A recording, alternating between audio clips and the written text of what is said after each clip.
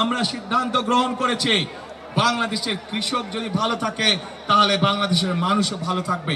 এবং সেই জন্যই মা বোনদের কাছে যেমন আমরা ফ্যামিলি কার্ড পৌঁছে দিতে চাই, সমগ্র বাংলাদেশের কৃষক ভাইদের কাছে আমরা কৃষি কার্ড পৌঁছে দিতে চাই, যার মাধ্যমে কৃষক ভাইরা সরকারের পক্ষ থেকে সরাসরি তাদের কাছে তাদের প্রয়োজনীয় সার, বীজ এবং কীটনাশক ঔষধ পৌঁছাবে।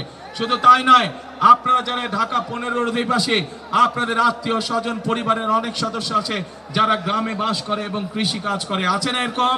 প্রায় প্রত্যেকটি মানুষের আছে এরকম। আমরা সিদ্ধান্ত গ্রহণ করেছি 10,000 টাকা পর্যন্ত কৃষি লোন সুদ সহ ইনশাল্লাহ আমরা মওকুফ করব 12 তারিখে যদি আমরা সরকার ইনশাল্লাহ গঠন করি। সারা বাংলাদেশের মানুষের কাছে আমরা গ্রামে গ্রামে চিকিৎসা সুবিধা পৌঁছে দেবার জন্য আমরা হেলথ কেয়ার নিযুক্ত করতে চাই, যারা গ্রামে গ্রামে যাবে, বিশেষ করে মা বোনদেরকে তারা চিকিৎসা সুবিধা দিবে। এই এলাকার মানুষের প্রয়োজনের জন্য আমরা ইনশাল্লাহ মিল্টন যেই দাবি করেছে সরকার গঠন করলে আমরা সেই হাসপাতাল পর্যায়ক্রমিকভাবে এখানে আমরা স্থাপন করব।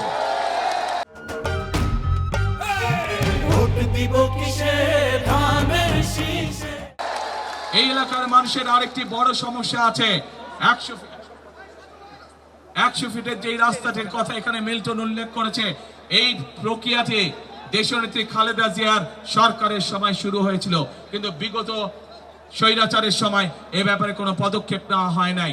যেহেতু দেশনেত্রী খালেদা জিয়া এই কাজটি শুরু করেছেন, আজ এই মানুষগুলোর সামনে আমি বলে যেতে চাই যে ইনশাল্লাহ 12 তারিখে বিএনপি সরকার গঠন করলে যত দ্রুত সম্ভব আমরা সেই 100 ফিট রাস্তার কাজ শুরু করব এলাকার মানুষের চলাচলের জন্য।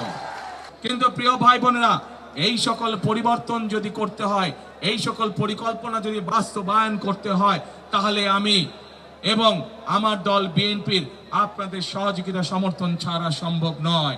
আমি আপনাদের কাছে জানতে চাই, বিএনপি একটি রাজনৈতিক দল হিসাবে আপনাদের সামনে তার পরিকল্পনা উপস্থাপন করেছে, কিন্তু ঢাকা 15 অধিবাসী, ঢাকা 15 প্রিয় অধিবাসী বৃন্দ, আমি আপনাদের কাছে 12 তারিখের আপনাদের পরিকল্পনা জানতে চাই। আপনাদের কি পরিকল্পনা 12 তারিখে? বুঝি না কি পরিকল্পনা, বুঝি না কি পরিকল্পনা। ধানের শেষ।